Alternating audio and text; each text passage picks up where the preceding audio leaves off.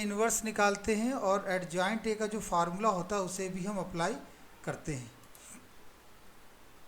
देखिए किस तरह से ये सॉल्व होता है। ठीक है, तो अगर हम यहाँ डिस्कस करें तो आपको याद होगा हमने इसको इस प्रकार से लिखते थे ए एक्स इक्वल टू बी, जहाँ बी ए क्या कहलाता था, ए होता था इसके जो कोफिशेंट हैं x1 और x2 के 2, 1, 4, 1, और x क्या होता है वेरिएबल्स। तो यहाँ वेरिएबल्स क्या दिए हैं x1 और x2, और b क्या है जो इसके इक्वल में वैल्यू लिखी हुई है, दैट इज़ 5, 9।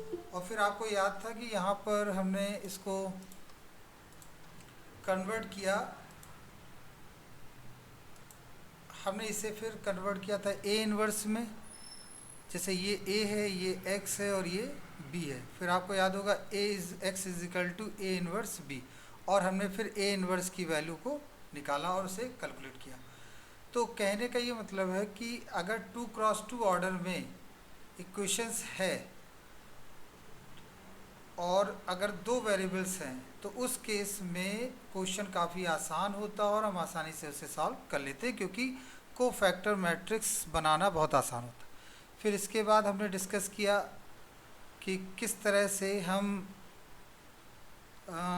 3x3 ऑर्डर में हो, जैसे कि x y z is equal to 9, 2x plus 4y plus 4y plus z is equal to 10, और x plus y plus z is equal to 11।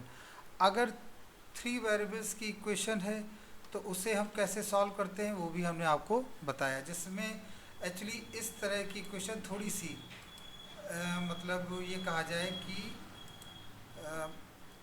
Typical हो जाती है, क्योंकि हम इसमें जो सबसे कॉम्प्लिकेटेड होता है वो ए इन्वर्स का निकालना, जिसमें आपने देखा था हम फर्स्ट रो के कोफैक्टर निकालते हैं, सेकंड रो के कोफैक्टर निकालते हैं और थर्ड रो के कोफैक्टर निकालते हैं।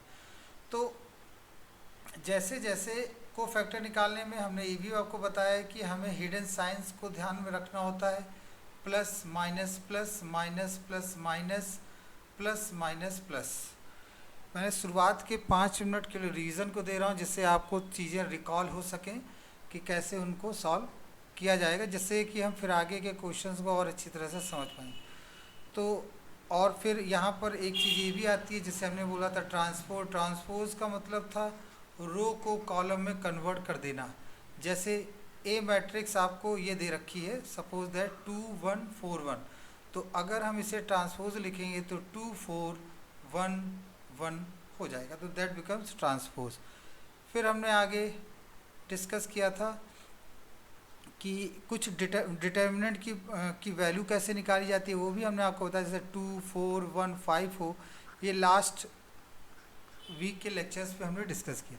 अब 2, 5 ये हो गया 10 और 4, 1 ये हो गया 4, तो कितना आ गया 6। तो ये बहुत ही सिंपल्स था।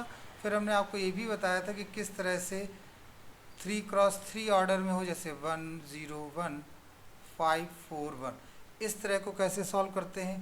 तो आपने देखा कि हम 3 को अगर लिखेंगे either first row, second row और third row, either first column, second column, third column, either you can take any column और any row, answer will be same. तो जब 3 लेते हैं तो यहाँ लिखते हैं 0, 4, 1, 1, और फिर उसके बाद -4, फिर 1, 5, 1, 1, और फिर उसके बाद +1, और इस तरह से 1, 5, 1, 5, 0, 4। तो इस प्रकार आपने देखा कि इसको हम लिखते हैं। तो कहने का मतलब ये है यहाँ पर कि 3x3 ऑर्डर में हो तो उसे भी हमें डिटर्मिनेंट की वैल्यू निकालना आता है, और अगर 2x2 ऑर्डर में हो तो उसकी भी डिटर्मिनेंट की वैल्यू हम निकाल लेते हैं।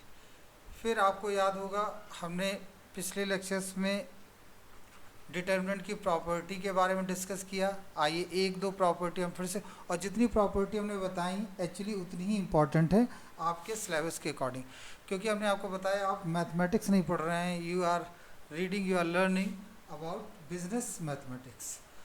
तो अगर हम यहाँ डिस्कस करें कि कुछ स्पेशल प्रॉपर्टीज़ की 2 231415401। अगर हम इसकी अगर वैल्यू फर्स्ट रो या सेकंड रो या थर्ड रो से निकालें तो भी वही निकलेगी, या second column first column third column से निकालें तब भी इसकी वैल्यू सेम आएगी। तो you can expand either any row और एनी कॉलम। फिर सेकंड हमने बताया ऑर्डर चेंज हो सकता है, कि हो सकता है पिछली बार हमने किसी दूसरे ऑर्डर में बताया हो प्रॉपर्टी, लेकिन प्रॉपर्टी सारी आपको पता होनी चाहिए। जैसे हमने आपको बताया था एक 0 0 0 हो, 4 1 5 हो, 1 2 1 हो, तो इस केस में आप देख सकते हैं कि अगर किसी भी रो या किसी भी कॉलम के सारे एलिमेंट ज़ीरो हैं तो उसकी वैल्यू डायरेक्ट हम क्या लिख देते हैं, ज़ीरो। तो ये भी एक बहुत इंपॉर्टेंट प्रॉपर्टी है। थर्ड प्रॉपर्टी के बारे में आपको बताया कि अगर कोई आपके पास इस तरह का डिटरमिनेंट दिया है 2 3 4 4 1 5 2 3 4, तो आप इसमें गौर से देखें कि इसमें R1 और R3 आइडेंटिकल है, सेम है। तो जब R1 और R3 सेम होते हैं, या कॉलम में अगर कोई दो रो या दो कॉलम सेम होंगे, तो हम उसकी वैल्यू डायरेक्ट ज़ीरो लिख देते हैं, इसमें कहीं कोई दो राय नहीं। फिर हमने एक और प्रॉपर्टी बताई आपको कि अगर जैसे ये लिखा है मैट्रिक्स 4 1 5 2 0 1, ये डिटरमिनेंट लिखा हुआ है, और अगर हम इसका ट्रांसपोज ले लें तो देखिए ट्रांसपोज लेने पर भी इसकी वैल्यू सेम रहती है, उसमें कोई चेंजेस नहीं होता है। ये हमने आपको पिछली बार बताया। लेकिन